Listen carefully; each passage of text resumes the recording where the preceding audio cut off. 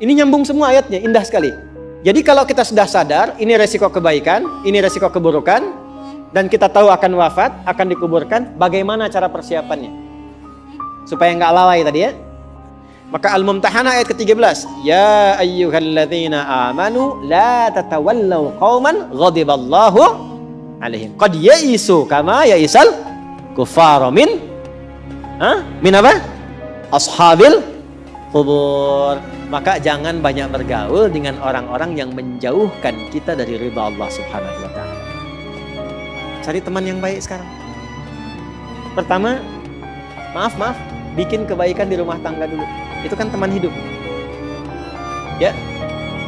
Awas, hati-hati. Kalau melihat istri kurang baik atau sebaliknya, jangan dihakimi, jangan difonisi. Justru Allah kirimkan antum itu untuk menebarkan kebaikan dan menyempurnakan kesemaan bersama. Jelas? Jadi sekarang yang dilakukan teman hidup dulu. Rubah jadi baik dulu. Anak-anak jadi baik dulu. Setelah itu cari tempat tinggal yang baik. Bergaul dengan orang baik. Antum yang kuliah cari teman yang baik. Antum yang kerja cari teman yang baik. Maaf. Kalau ada tawaran, kedudukan, hartanya berlipat, tapi menjauhkan Anda dari Allah, ingat ini.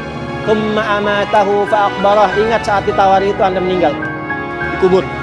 Dan ingat ancamannya. Ingat pasalnya tuh. Ya, ingat suratnya.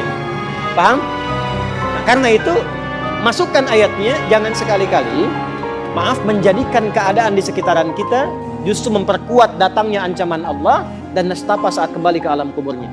Bahkan orang-orang yang tidak beriman pun, yang buruk pun, yang beriman tapi maksiat pun, itu sejatinya ketika temannya masuk ke kubur gak mau ikut-ikutan. Makanya disindir oleh Allah. Kamu ini sadar gak sih? Orang yang mengajak kamu maksiat itu, lihat temannya meninggal pun, temannya wafat pun, dia gak pengen ikut. Kadang-kadang dia abaikan. Coba lihat.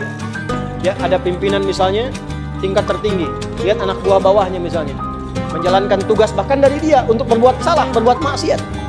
Ya, apakah mengedarkan narkoba atau misalnya membacking kegiatan yang tidak baik. Lalu tiba-tiba dia wafat, apakah peduli atasannya? Tidak. Yang ada yang terjadi jangan bawa-bawa atasan, padahal dia yang nyuruh. Terus Anda mau jadikan teman yang seperti itu? Dia pada kawannya saja nggak bertanggung jawab. Dengan imannya saja dia nggak peduli. Kalau dia dengan Allah saja nggak peduli, kenapa Anda dia jadikan teman? Dan kenapa Anda menjadikannya dia teman? Kalau bahasa anak sekarang tuh begini, Allah aja dia gituin, apalagi kamu. Kan? Ya, Nabi aja dia cuekin, apalagi kamu kan? Ini peringatan Quran, ini bukan dari saya. Ini peringatan Quran.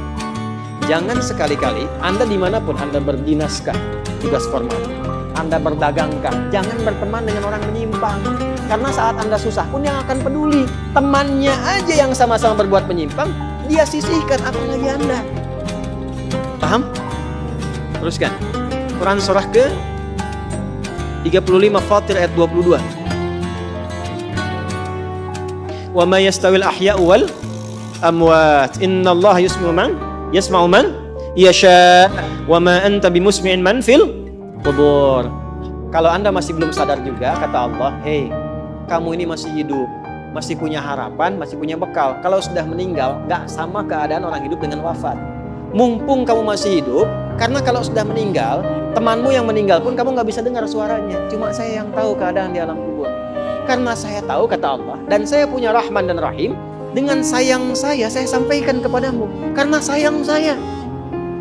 Ibu maaf, kalau ada anak misalnya ingin berbuat menyimpang, ibu cegah tidak? Kenapa? Karena ibu sayang. Karena itulah ibu saking sayangnya, maaf, jangankan anak lahir, di dalam saat dikandung pun bukankah dijaga dari yang maksudnya? Dijaga dari yang merusak. Ibu kalau sedang mengandung, mau nggak makan makanan yang kotor? Makanan yang merusak? Tidak kan? Kenapa? Karena sayang kepada bayi yang dikandung, janin yang terkandung. Di tempatnya pun disebut oleh Allah dengan rahim. Karena ada rahim, dijaga betul. Miring kanan susah, kiri susah, telungkup gak mungkin. Dijaga supaya apa? Supaya di dalamnya merasakan ketenangan. Karena apa? Karena ada tempat disebut dengan rahim. Nah, Allah itu sifat rahim melekat kepadanya. Karena sayang dengan kita, diingatkan. Bahasa bebasnya gini, karena saya sayang engkau dengan rahimku. Karena saya cinta kamu dengan rahmanku. Jangan sampai masuk kubur, kamu tersiksa, kamu nestapa. Karena beda beda antara hidup di dunia dengan kehidupan di kubur. Mumpung masih hidup, cari bekal. Karena engkau tak mampu mendengar apa yang terjadi dalam kubur. Jadi kalau tadi Allah sampaikan jangan bergaul dengan yang begini, jangan terlena dengan yang seperti ini, itu karena Allah sayang dengan kita. Itu saja. Jelas ya? Ya, jadi kalau nggak sayang, nggak akan mungkin diingatkan.